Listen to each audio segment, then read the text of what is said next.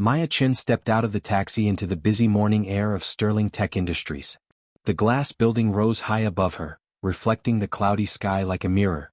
She pulled her simple black bag closer and walked toward the main entrance. Her plain blue shirt and dark pants made her look like any other new employee. No fancy clothes, no expensive watch, just a quiet young woman with steady eyes and calm hands. The security guard barely looked up as she scanned her temporary ID card. Inside, everything was shiny and impressive. Marble floors, modern art on the walls, and groups of employees in expensive suits talking loudly about their projects. Maya found a corner near the elevator and waited quietly, watching and listening. The Sterling Tech building had 40 floors, but Maya's destination was the 32nd floor, the Advanced Robotics Division. As the elevator climbed, she could hear conversations about million-dollar contracts, breakthrough innovations, and upcoming presentations to important clients. When the doors opened, she stepped into a world of organized chaos. Engineers in crisp white coats moved between workstations filled with computer screens, robotic parts, and complex diagrams. The air hummed with the sound of machines and quiet conversations. "You must be the new intern," said a woman with short gray hair and a clipboard. "I'm Janet, the department coordinator. You're here for the summer program?" Maya nodded. "Maya Chen. I start today." Janet looked at her simple clothes and basic bag. "Right. Well, you'll be helping with basic tasks, organizing files, cleaning equipment, maybe some data entry. Nothing too complicated. The real engineers are working on important projects." Maya said nothing, just followed Janet through the maze of desks and machines. Other employees glanced at her briefly, then looked away. She was just another intern, another temporary face in a department full of brilliant minds. Her desk was in the back corner, near the supply closet. It had an old computer and a stack of instruction manuals. "You can start by organizing these technical documents," Janet said, pointing to several boxes of papers. "Sort them by date and project number." As Janet walked away, Maya sat down and began her work. Around her, the real engineers discussed complex problems, designed amazing machines, and prepared for important meetings. No one asked her opinion. No one wondered about her background. But Maya listened to everything. Days passed quietly. Maya arrived early, worked steadily, and left without making noise. She organized files, cleaned equipment, and helped carry supplies from one lab to another. The engineers barely noticed her presence. During lunch breaks, she sat alone in the cafeteria, eating simple sandwiches while others discussed their advanced degrees and expensive training programs.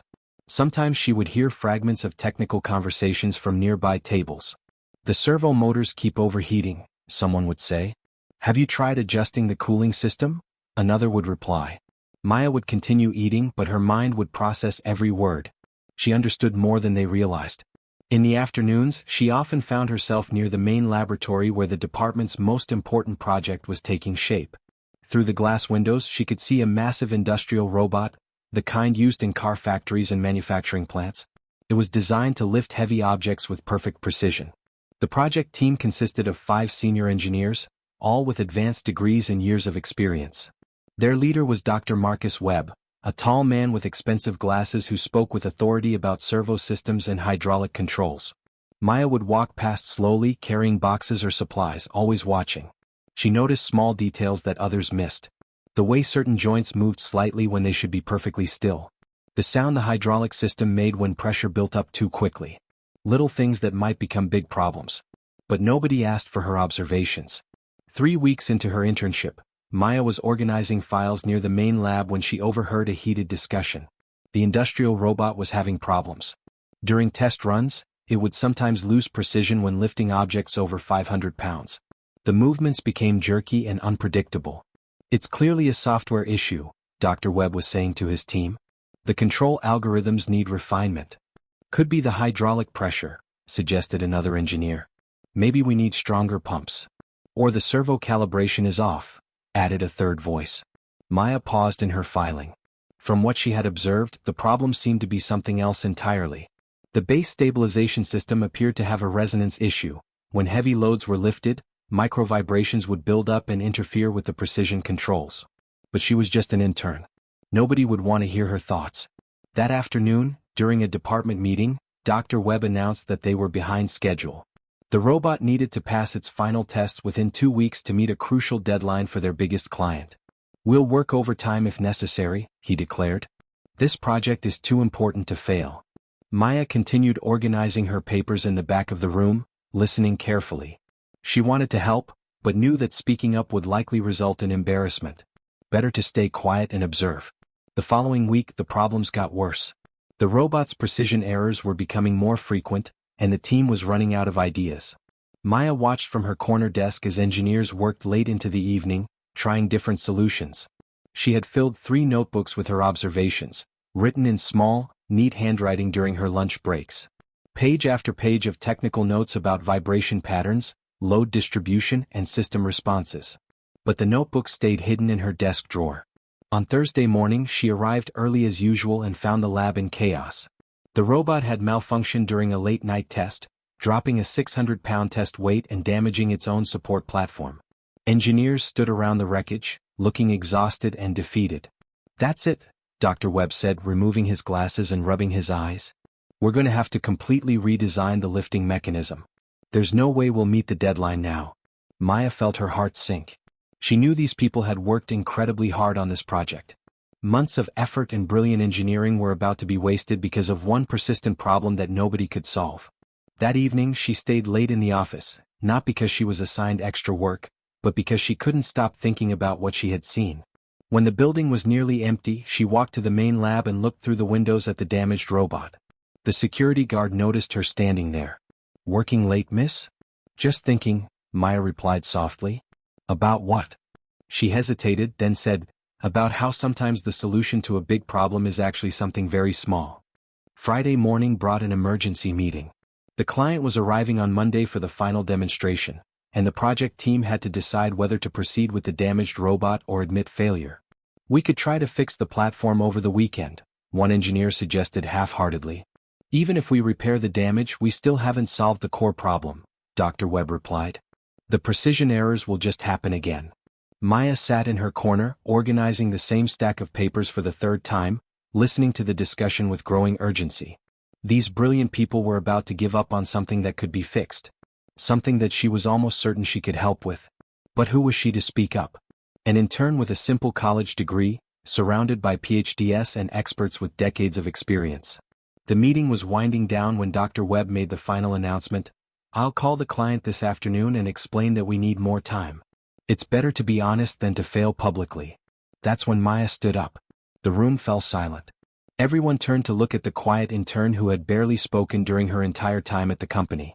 "Excuse me," she said, her voice steady but not loud. "I think I might know what's causing the problem." A few people looked amused. Someone in the back chuckled softly. Dr. Webb raised his eyebrows with a mixture of surprise and polite tolerance. "I appreciate your interest, Maya," he said carefully, "but this is a very complex engineering challenge. We've been working on it for months." Maya felt her face grow warm, but she didn't sit down. "I know. I've been watching and taking notes. The issue isn't with the software or the hydraulics. It's resonance in the base stabilization system." The room was completely quiet now. Dr. Webb's expression shifted from politeness to attention. "Go on," he said. Maya took a breath. "When the robot lifts heavy objects, microvibrations build up in the support base. These vibrations interfere with the precision sensors, creating the jerky movements. The solution isn't to make the system stronger, it's to add dampening elements at specific resonance points." She walked to the whiteboard and began drawing a simple diagram. "If you add small shock absorbers here, here, and here," she pointed to 3 locations on the base structure, "the vibrations will be absorbed before they can affect the control systems." The engineers stared at the diagram. Dr. Webb walked closer, studying her drawing carefully. "That's actually quite logical," he said slowly. "But how did you identify the resonance points?" Maya reached into her bag and pulled out her 3 notebooks. "I've been documenting the vibration patterns during every test. The resonance happens at very specific frequencies that correspond to these base joints." She opened one of the notebooks, revealing pages of careful observations, calculations, and sketches. The room leaned in to look. "This is remarkably detailed work," Dr. Webb said, his voice now filled with respect rather than skepticism. "How long have you been analyzing this?" "Since my 2nd day here," Maya replied. "I noticed the problem right away but wasn't sure if I should say anything. What happened next changed everything at Sterling Tech Industries." Dr. Webb examined Maya's notebooks with growing amazement. Her observations were not only accurate but showed insights that his experienced team had missed. "Why didn't you speak up sooner?" he asked. Maya looked around the room at all the faces watching her. "I'm just an intern.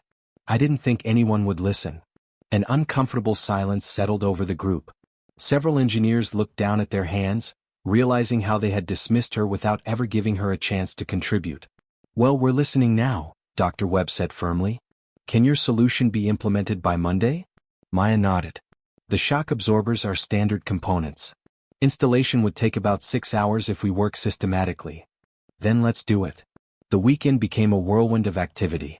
Maya found herself at the center of the repair effort, directing the installation of the dampening system she had designed. Engineers who had barely acknowledged her presence now sought her opinions and followed her technical guidance. On Sunday evening they ran the first test with the modified robot. It lifted a 700-pound weight with perfect precision, no vibrations, no jerky movements, no errors at all. The lab erupted in cheers and applause. Dr. Webb turned to Maya with a huge smile. "You've saved the project. You've saved all of our jobs." Maya smiled quietly. "I just wanted to help." The client demonstration on Monday morning was flawless. The industrial robot performed every task with incredible precision, lifting objects ranging from 200 to 800 pounds without a single error. The clients were so impressed that they immediately doubled their order. During the celebration lunch, Dr. Webb stood up to address the department. "I want everyone to know that this success belongs to Maya Chin, our intern, who saw what the rest of us missed and had the courage to speak up when it mattered most." The applause was long and genuine. Maya felt overwhelmed by the attention but also proud of what she had accomplished. Later that afternoon, Dr. Webb called her into his office. "Maya, I have a confession to make. I looked up your background after Friday's meeting. You graduated summa cum laude with a degree in mechanical engineering, specialized in vibration analysis. You've published 3 papers on resonance control systems. Why didn't you tell us about your qualifications?" Maya considered the question carefully. "Because I wanted to prove myself through my work, not through my resume. Anyone can have impressive credentials on paper. What matters is whether you can solve real problems when they arise." Dr. Webb leaned back in his chair. "That's a remarkable attitude. How would you feel about joining our team permanently? Not as an intern but as a full engineer." "I'd like that very much," Maya replied. Maya's story spread quickly through Sterling Tech Industries. The quiet intern who had solved an impossible problem became a symbol of hidden talent and the importance of listening to everyone, regardless of their position or background. The company implemented new policies to ensure that all employees, from interns to senior executives, had opportunities to contribute ideas and solutions. Regular innovation sessions were established where anyone could present observations or suggestions. Maya's 3 notebooks were photocopied and studied by the engineering department as examples of careful observation and systematic analysis. Her method of watching, documenting, and thinking before speaking became a model for other employees. 6 months later, Maya was promoted to senior engineer. A year after that, she was leading her own project team, developing next-generation robotics for space applications. But she never forgot the lessons from her internship. In every team she led, she made sure that the quietest voices were heard and that good ideas were valued regardless of their source. Maya's approach to engineering, careful observation, systematic analysis, and humble presentation of ideas gradually transformed the culture at Sterling Tech Industries. The company began attracting talent that had been overlooked by other firms. Brilliant minds who preferred to work quietly rather than promote themselves loudly. Within 3 years, Sterling Tech became known as the most innovative robotics company in the industry. Their products were more reliable, more precise, and more advanced than anything their competitors could produce. Maya, now a department director, was often asked to speak at engineering conferences about her management philosophy. Her message was always the same: the best solutions often come from the people you least expect. Your job as a leader is to create an environment where everyone feels safe to contribute their ideas. She would often tell the story of her internship, but not to highlight her own success. Instead, she used it to remind audiences that talent exists everywhere, often hidden behind quiet voices and modest presentations. Years later, when Maya looked back on that crucial Friday morning when she first spoke up, she realized that the most important lesson wasn't about engineering or problem solving. It was about courage, the courage to believe that your ideas have value, even when others might not immediately recognize it. The industrial robot that she had helped fix was still in operation, working flawlessly in a manufacturing plant across the country. But more importantly, the principles she had established at Sterling Tech had spread to dozens of other companies as her former colleagues moved on to new positions and carried her lessons with them. Maya had started as an intern who nobody noticed. She became an engineer whose influence reached far beyond anything she could have imagined. Not because she was the loudest voice in the room, but because she was the most thoughtful one. And in conference rooms across the industry, when difficult problems arose and solutions seemed impossible, someone would often say, "Maybe we should ask the quiet person in the corner. They might be seeing something we're missing." Maya's story became a reminder that sometimes the most powerful moments begin with the simplest words, "I think I might know what's causing the problem." Because in the end, it's not about who speaks first or loudest. It's about who speaks with wisdom, courage, and the desire to help others succeed. The quiet ones often see the most. The humble ones often achieve the greatest things. And sometimes, the person who changes everything is the one you never expected to speak up at all. If you enjoyed this story of quiet determination and hidden talent, remember that everyone around you might have ideas worth hearing. Sometimes all it takes is creating space for the right person to say, "I think I might know how to help."